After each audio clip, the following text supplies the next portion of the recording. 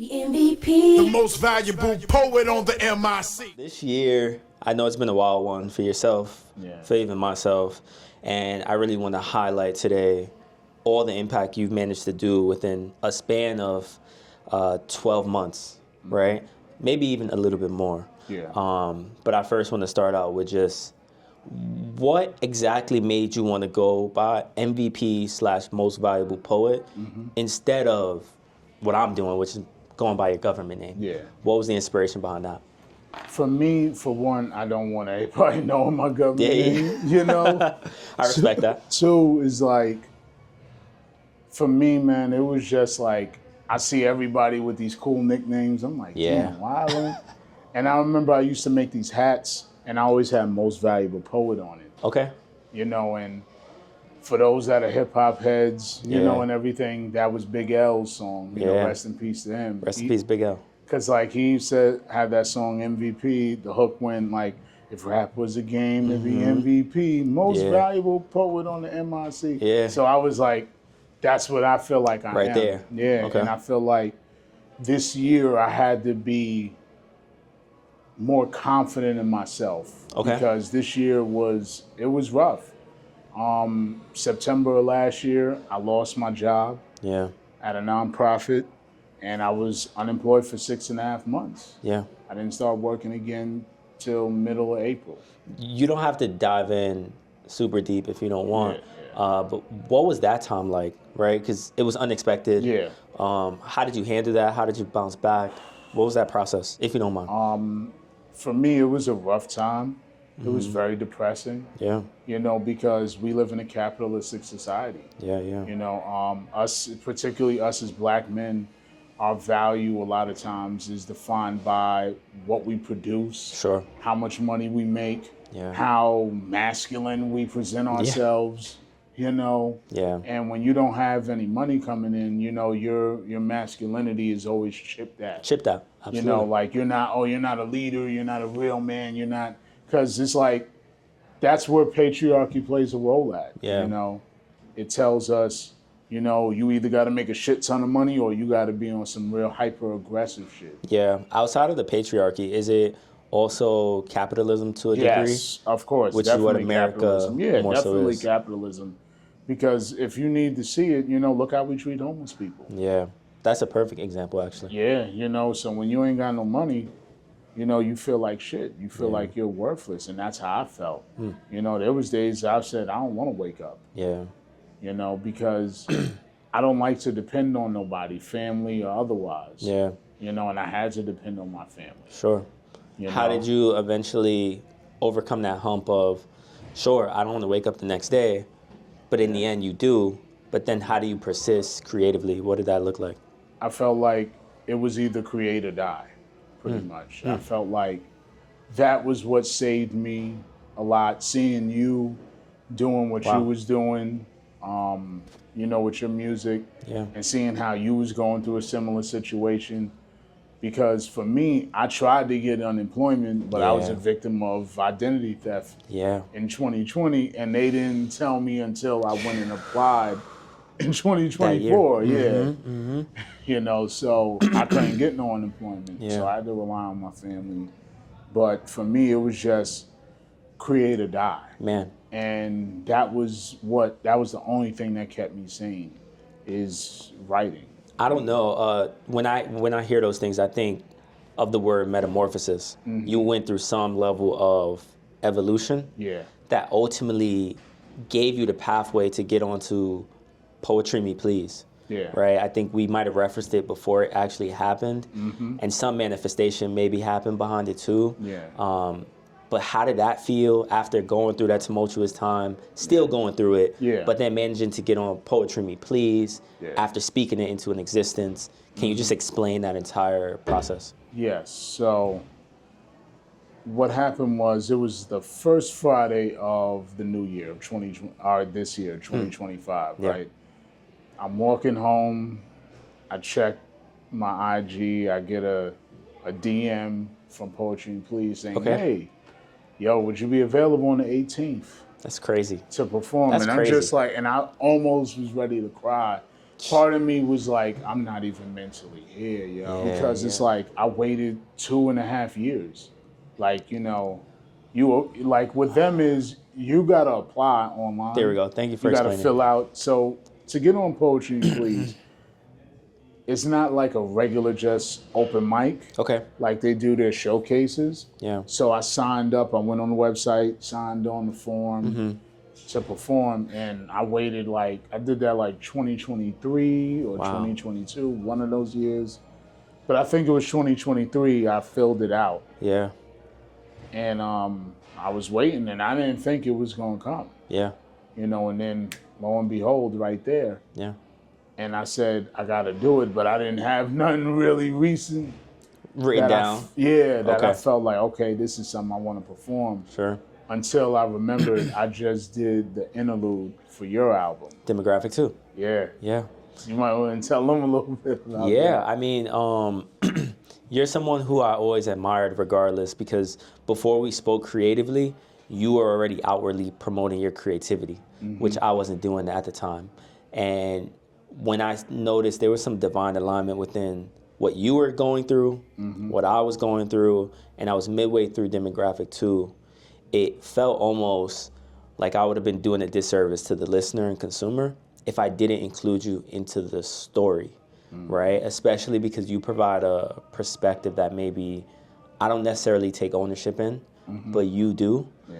So who better besides the person on the front line to speak on certain civil matters rather than the person I seen from the very, very beginning wave the flag of I'm for the people and I'll actually be on the front line. Yeah.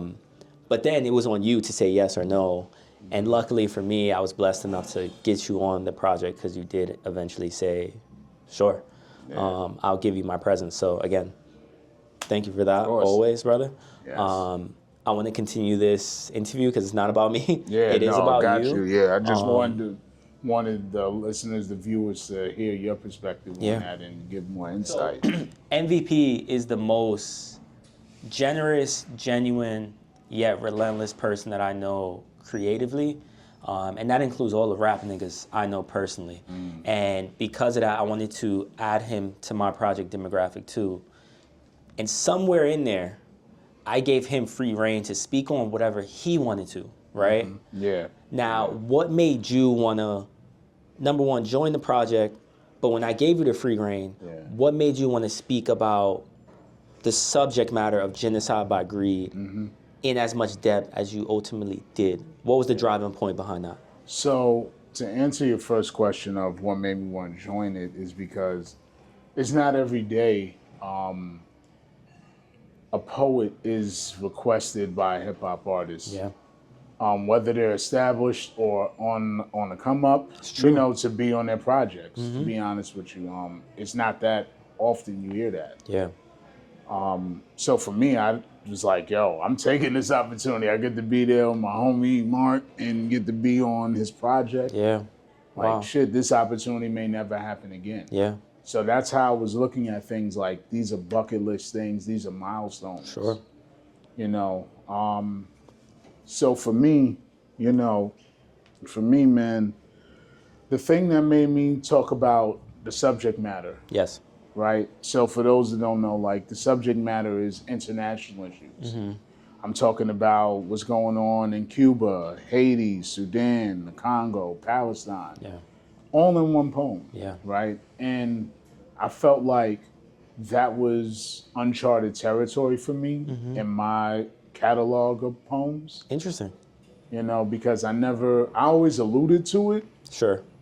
You know, but I never really went direct. Yeah. And talked about those issues. And I felt like this is a platform. I have to use it. I have to use it to go ahead and talk about these things because now more than ever, I feel like with the political climate we're in, this is what I got to do. This is my responsibility right here. Yeah. And I said, your listeners are there, your fans are there, and they're going to be introduced to me for the first time. Yeah. Why not? So it's like, this is the perfect time. Yeah. And also too, like, for people, for my comrades that are watching this, they already know, like, a lot of people have accused me or my comrades of not really caring about, like, certain social issues, like, say, like, around Palestine, for example, right?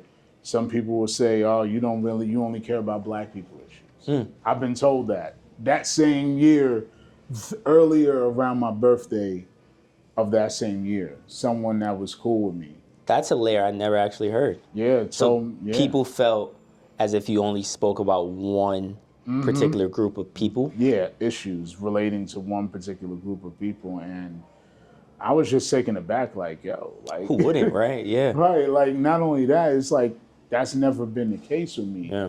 I've never said I don't care about what's going on in other countries or in Palestine, to be exact.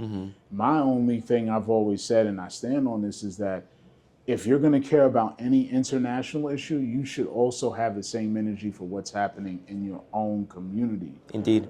Act locally, think globally, right? Because we can't keep saying as political organizers or activists, you can't keep telling everyday people in your community it's all interconnected, but you're not connecting the dots. Like, yes, what happens here happens over there.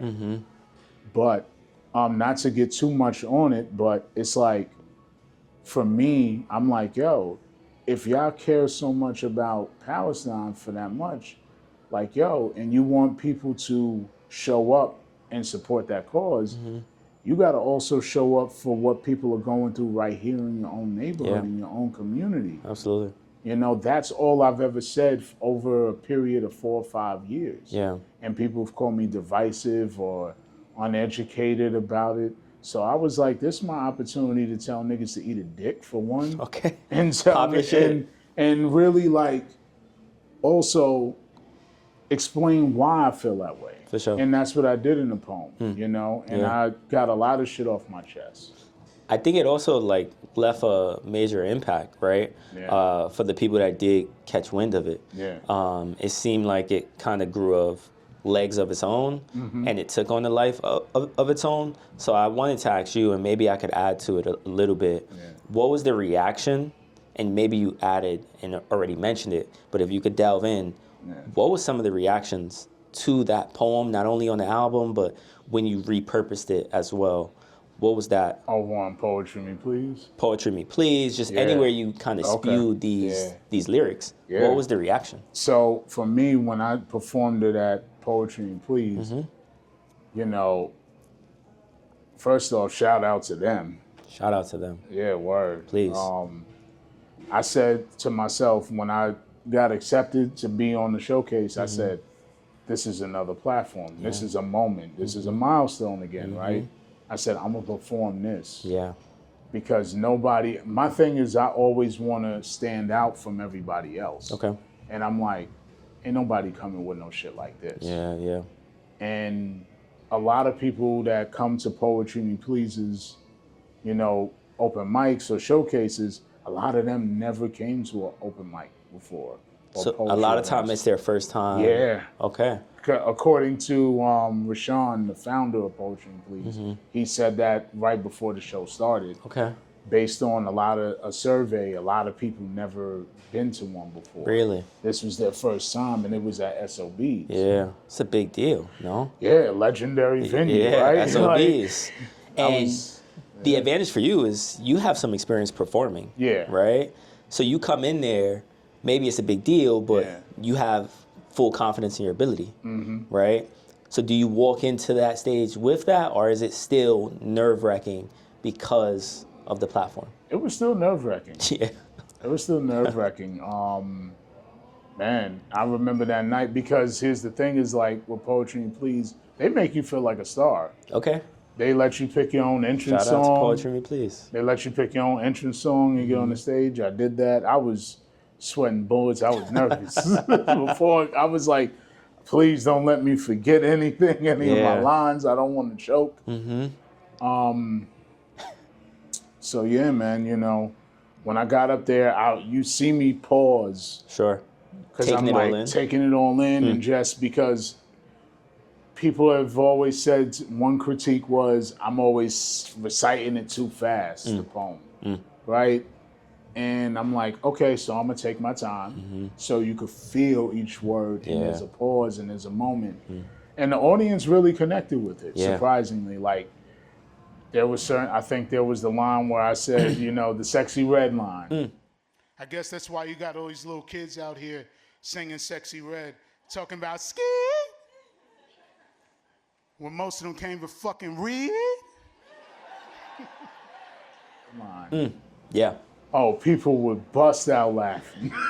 What is it with you and you add charisma, right, into, I'm noticing it's becoming a part of your repertoire. Yes. Where I don't know if it was always there, but now it seems to be a part where you're able to have a call to action with the audience and connect. Yeah. Why is that part just as important, if not as the content? Why do you add that charisma aspect? I add that because I'm not there to put people to sleep. And like, you know, when I was growing up, I used to watch Def Poetry Jam. Yeah. And some of the poets, I was like, yo, the content of this poem was dope. If I was reading it, it's dope. But it's like, I don't like feeling like I'm preached to, or it feels like, you know, y'all all have the same type of flow. Yeah. It's kind of like when you watch battle rap and you see battle rappers have the same type of flow, same cadence. Same cadence and shit. It's the same thing with poets. Okay. It's like the moon is my light, the sun is my stars, you are my ensign, these are my bars. Like, I'm like, okay, that's great that you got your flow. Like me, I'm rhyming like I'm rapping, but I'm spitting punchlines, but I'm also I'm trying to keep your attention. Yeah. Like, my real goal is not to really entertain people. Okay. Because people are entertained by the dumbest shit every day. No matter what, You know, so my goal is to agitate and educate. Okay. And I think you're making that happen, and you're finding that happy marriage between the two. Yeah. While still maybe not entertaining, but engaging with the audience. Yeah. Clearly from Poetry Me Please, to my surprise, not because you aren't talented, but on Apple Music, your interlude, which is the outro to my project, for the first maybe 4 to 5 months of it being released, it was my top 3 to 5 songs consistently. Say that again, on that platform, being the most valuable poet, if you ain't know it. This is the guy.